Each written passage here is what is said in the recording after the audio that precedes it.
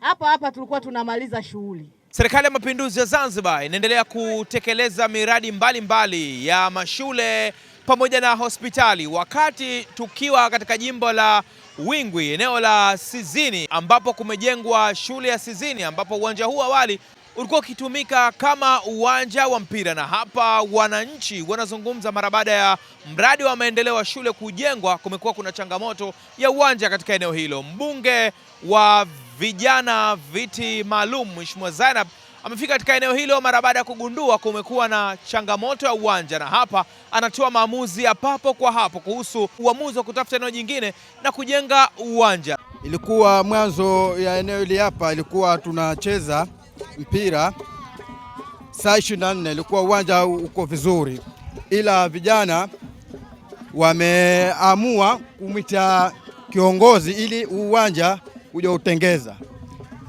Wakaja wakauangalia uwanja, wakauangalia vizuri. Baada ya kuangalia, palikuwa na mwembe ule pale na ule pale, ikawa mwenyewe akasema, hii miembe yangu nahitaji muinunue, siwezi kuachia vijana kwa kukata tu. Kwa hiyo wakaja pale wakaanza kutengeneza uwanja vizuri.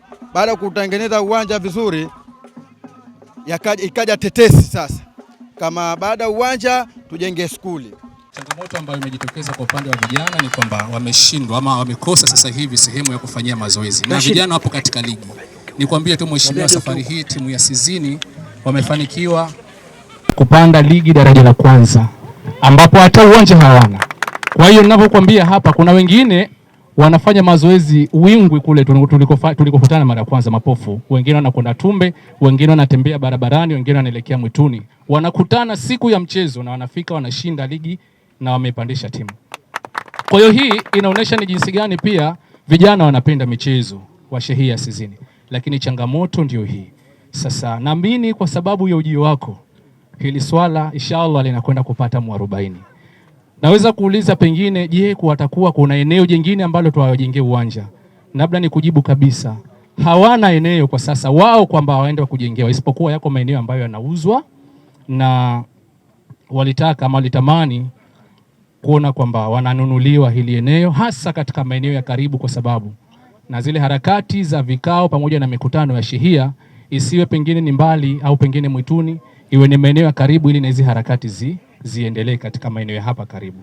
Nimeyapokea kwamba vijana wa Sizini hapa wamefika mpaka ligi daraja la kwanza, lakini uwanja wa kufanya mazoezi hawana.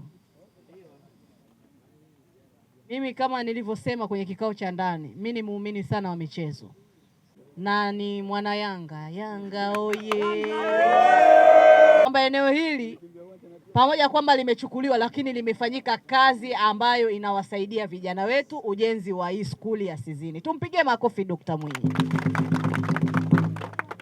Sasa sisi kama viongozi na mimi mbunge wenu wa vijana, jukumu langu ninapokuja changamoto tunaijadili na tunaipatia ufumbuzi. Sasa kwa maelezo ya mwenyekiti ni kwamba hatuna eneo mbadala upande wa serikali kwamba tunaweza kupata mazingira haya.